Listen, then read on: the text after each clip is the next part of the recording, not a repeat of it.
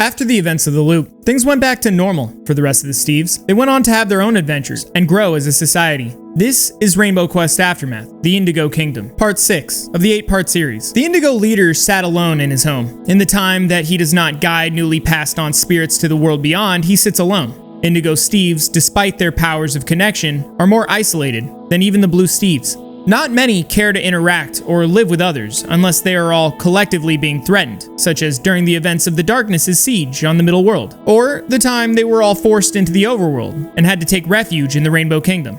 He sat there, pondering, trying to place his emotions beside loneliness. He began to wonder why he felt so lonely. He then looked to where his friend's room used to be. Galaxy Steve, his old best friend. Even after Galaxy left his dimension, he would still visit the Indigo leader so long ago. He would remember hearing Galaxy describe his new home as they caught up with each other, alone at the edge of the universe. It was bittersweet, remembering Galaxy.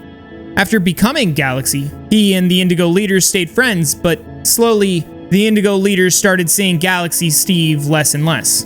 This or that dimension was in trouble, so-and-so needed to be watched over. While the Indigo leader was proud of the noble work Galaxy Steve was performing, he still wished he could have seen his friend one more time before his untimely destruction. Almost shedding a tear, the Indigo leader's mind began to drift to other subjects. The Indigo leader's role was more of an ambassador than a leader. While true, he was currently the strongest Indigo Steve, that didn't especially mean anything to anyone, just that he would have to take care of more.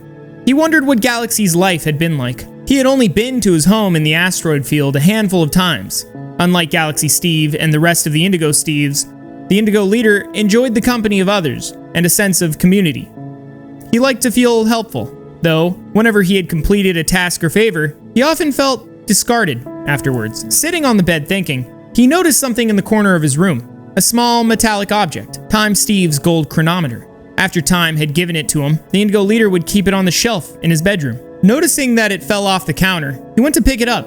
Holding the item in his hand, he noticed that it was vibrating, barely enough to be noticeable, almost as if the chronometer had been reactivated. Examining the item, Indigo leader observed that there seemed to be some sort of gear or button situated at the top of the device. Hesitantly pressing it, he immediately was surrounded by flashing lightning, and in a single moment, was transported. Once he was transported, the Indigo leader covered his eyes. It was a bright place, the location he had been teleported to. His eyes adjusting, he turned. Tears of happiness and sentiment filled his eyes. The Indigo leader, taken back, realized where the chronometer had taken him. Galaxy Steve's home. Almost paralyzed due to the emotion he was feeling, Indigo leader started to slowly make his way to the house. Walking through the door, it was almost like the last time he visited Galaxy. Running up the stairs to the giant glass dome that was stationed above the bed, the Indigo leader, even if only for a moment, hoped that maybe, somehow, just maybe, Galaxy Steve would be sitting on his bed, observing this or that, or playing with the pufferfish. Placing his hand on the bed, Indigo looked into the glass dome above him, to the vast universe in front of him. It was a beautiful place.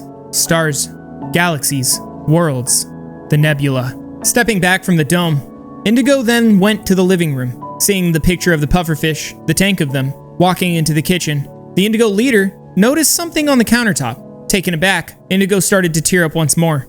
A picture of him and Galaxy. A picture that was taken one of the last times they had seen each other. Right as he grabbed the photo, the chronometer started to beep. Looking at it, he noticed the hand spinning round and round, faster and faster. The Indigo leader, running down the stairs, trying to grab what he could, began to panic. And the chronometer began to teleport. Back at his house, as lightning raged around him, the Indigo leader sat on the floor, in tears. Pressing the button on the chronometer, he was a mess.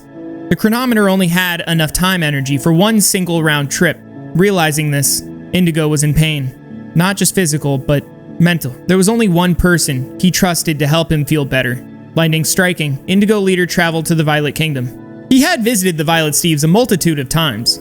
While they were great hosts, the Indigo leader still felt empty.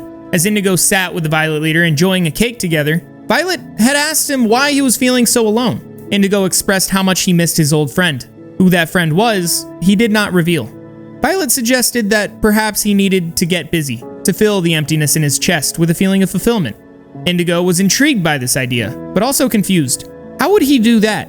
There's only so much to do in the middle world. Violet suggested that perhaps he could rebuild the tower to the middle world.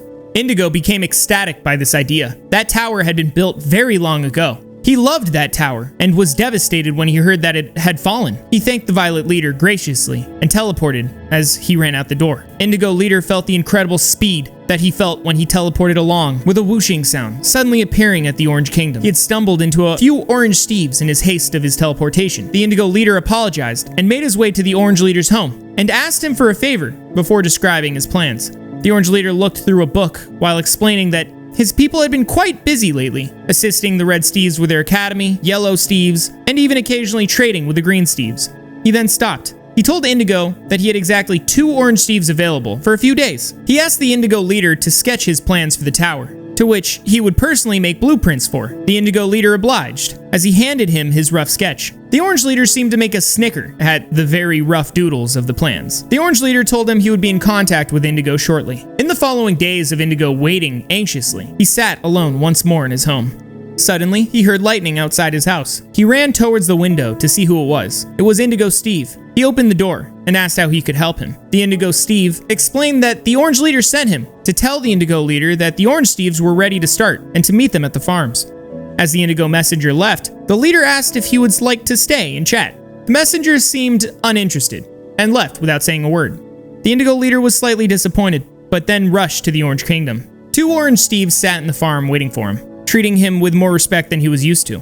They then teleported to the new location, where the Indigo Leader wished for the Middle World Tower to be built. They looked upon the barren area in a small valley and got to work. For the next few days, the Indigo Leader assisted the Orange Steves to build the tower, something these two were unfamiliar with. They would all exchange stories by campfire light at their small camp.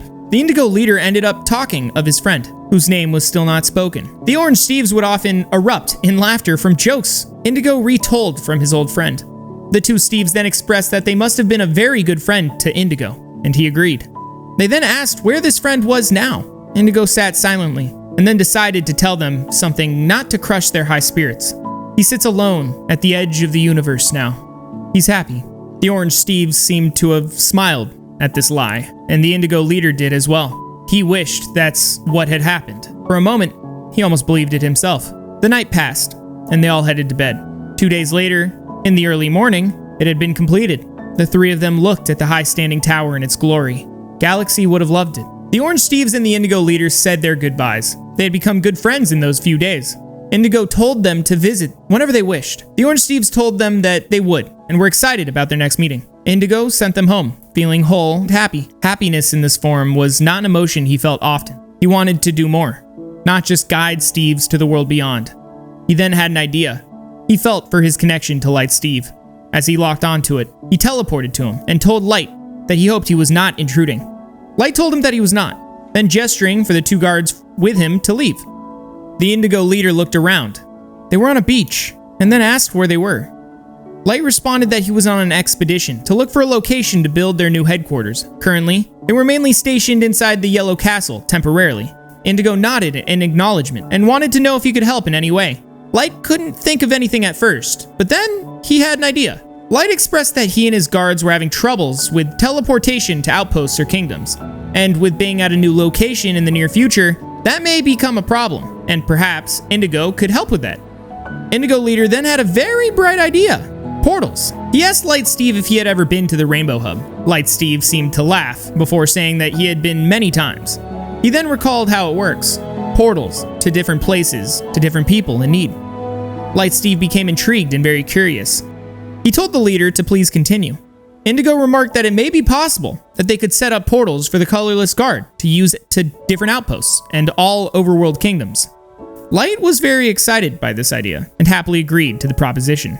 Weeks later, after the Colorless headquarters had been established, the Indigo Leader met with Light Steve at the Yellow Kingdom, where he and some guards were packing up the remainder of their belongings. Indigo told him that at whatever time was convenient, he could help set up the portals to each kingdom, and that he had already met with all the leaders in the overworld, and they had all agreed. Light explained that now was a good time if ever. They were just finishing packing the last of their belongings. They teleported away to create the portals to each kingdom. It was sundown by the time they were finished. They sat outside the Violet Leader's house, looking over the ocean and the sunset. Light thanked Indigo thoroughly before getting up and leaving. Indigo then sat there, alone, as the trees blew around him from the coastal winds. Some leaves had begun to turn pink he noticed. He looked over the seas, seeing the yellow setting sun. It reminded him of Galaxy. Is this how he had felt? Alone on the edge of a cliff, at peace, content with what he had done.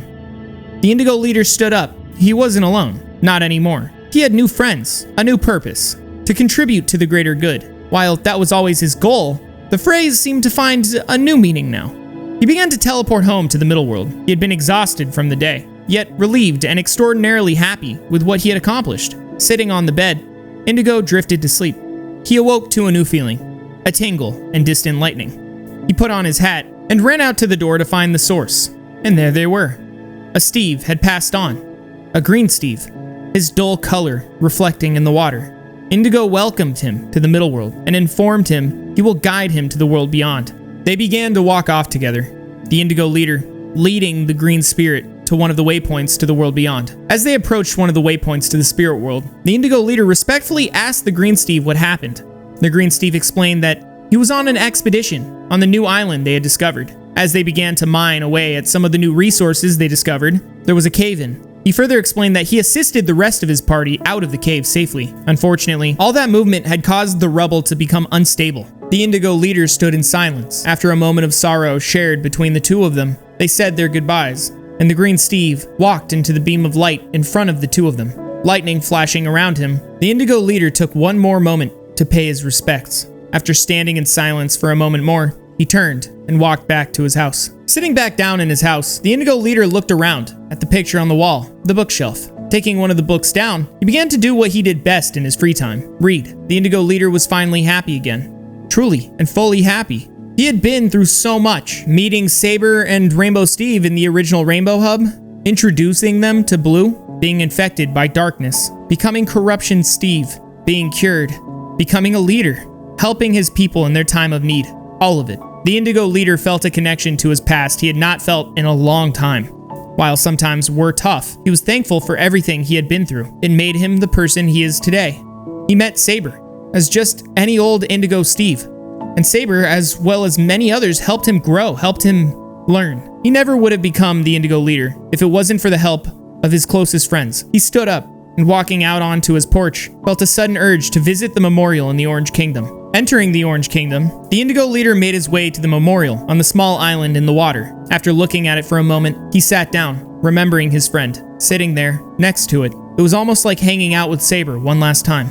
This was the feeling of happiness he had been longing for. And that concludes Rainbow Quest Aftermath, the Indigo Kingdom. Thank you for your support on this series. We are nearing the end, with only 2 parts left. And a huge thank you to my super supporters, who can support me by hitting the join button next to the subscribe button, or down in the description below. They are shown on screen. And to the rest of you, for watching my videos, hanging out, liking, commenting, and all of that. As always, I'm Sabre, and I'll see you next time.